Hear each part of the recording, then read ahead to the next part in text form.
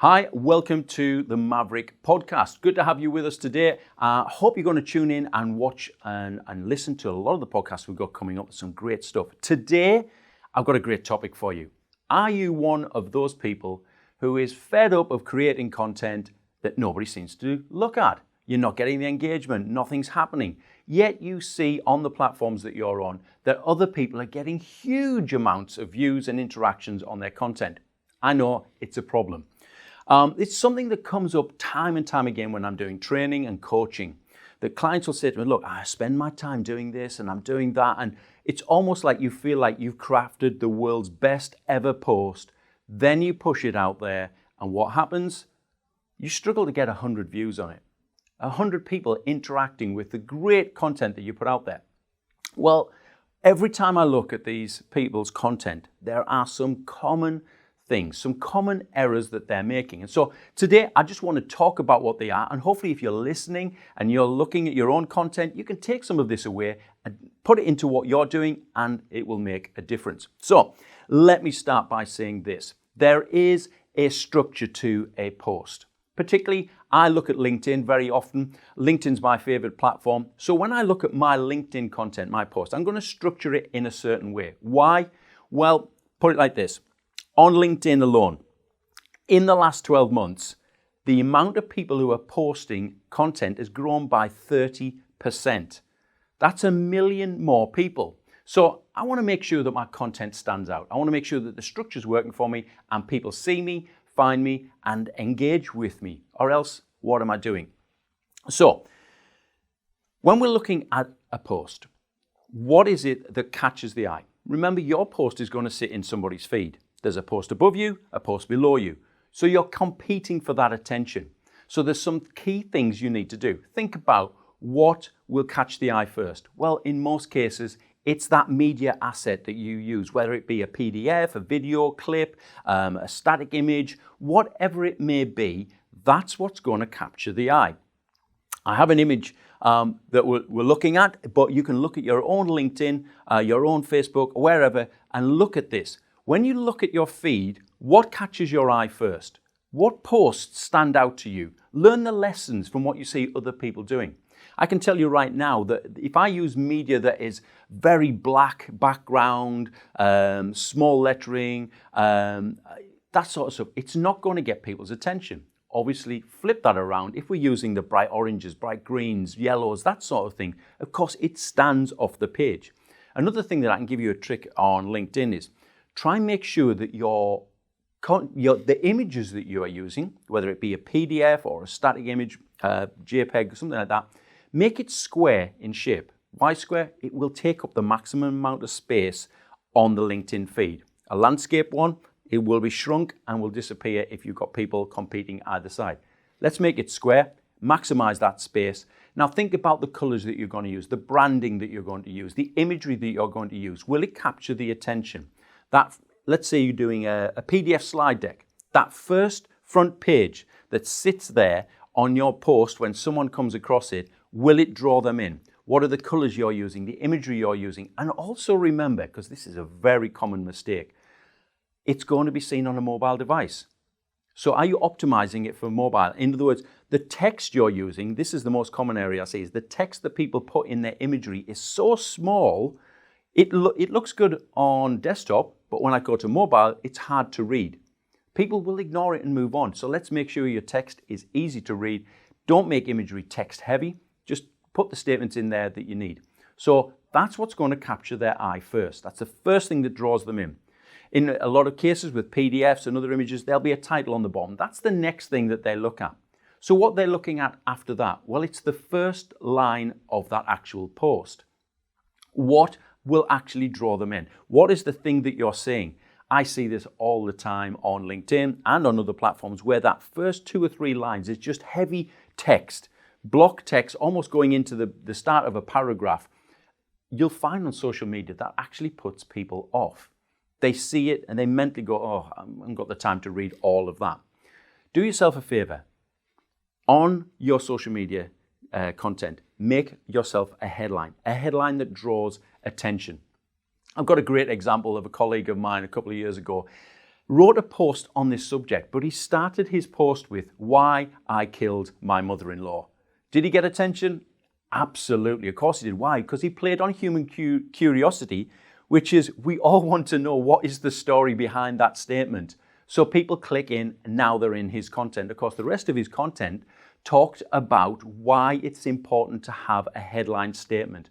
That thing that creates curiosity for people to click to see more, go into and read the rest of your post. So think about what you're putting out there. Remember, you're competing for eyeballs. You're competing in the space in somebody's feed.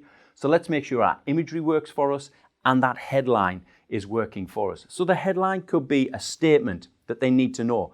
5 ways of winning new business. What are those 5 ways? They've got to come into the post now and read the rest of it to find out. It could be a question. If they want to know the answer, they have to come into the post. So let's bring people into the content and thinking about it. Once people are in that content though, what's the conversation that you start? Or are you just making a bunch of statements? Because if you're just making a bunch of statements, or if you're just talking about, hey, our company's fantastic, I'm brilliant at this, I'm brilliant at that, you should engage me in these services, you're not adding any value to anybody. They don't know who you are. You've got no value to them at that point. So let's start a conversation. Let's talk about what are the common issues that your clients might deal with on a daily basis or a weekly basis or a monthly basis. The sort of things that you know you can solve. When you start to talk about the issues, you start to create a conversation. Add in there some questions. Do you have this issue? Yes, I do. Is this issue causing you problem X, Y, and Z? Oh, yes, absolutely, yes, that's us. And is the outcome of that, the frustration, it tips over not only your business life, into your family life, it's causing you. You've got them now in a conversation mentally. They're going, yes, that's me. Yeah, I have, yeah. And what they're mentally doing is making an assessment that actually this person understands my situation. The inference of that is that if you're talking about what the problem is, you have an answer. So they stay engaged with the post, and now you present them what the solution could look like and what life could be like with that problem removed, with your solution put in place.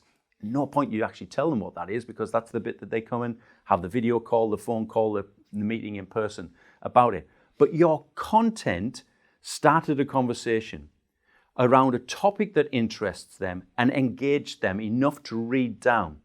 Then as we get towards the bottom, here's the real kicker.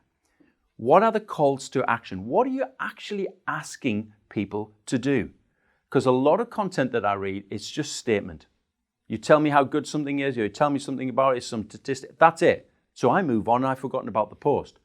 But what are you asking them to do? What's that engagement you want them to do or be involved in outside of that post content? So it might be, you want more information? Click here, get the download. Click here to go to the landing page on the website. Click here to go to our company page on LinkedIn. Click here to arrange a phone call with me.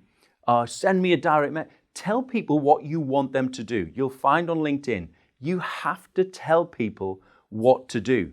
They will actually do it. It's surprising, I know, but they will actually do it. Some people who are thinking, that's me, I need that solution, it's worth a conversation, and they'll get in touch.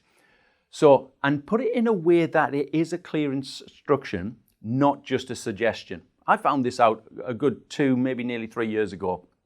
I used to quite often in the very English way say, hey, if you are interested, click here to find more information.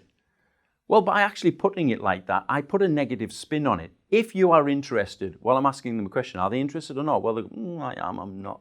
And invariably, they wouldn't click. The moment I started putting click here for more information, guess what happens? The click rate doubles because I gave a clear instruction and people will click. What happens after that obviously depends on what they go through to and where they land and what's there. But you can get people to take action on your content. So let's put it all together. We've got good imagery, whether it be video, PDF, images, whatever we're using.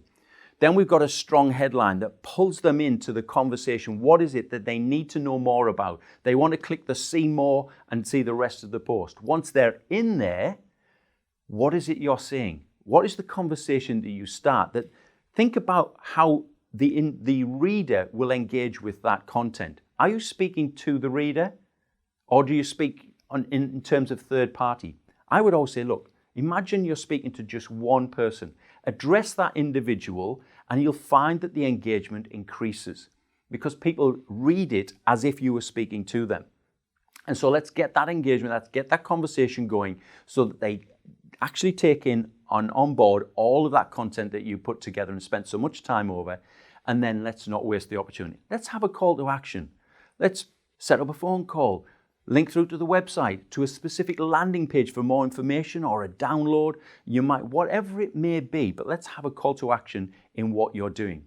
Put all of that together, do it consistently, and you will find that those views on your content will rise. They will increase. Absolutely guaranteed. If you want more information about us, get in touch with us at Maverrik. We'd love to have a conversation.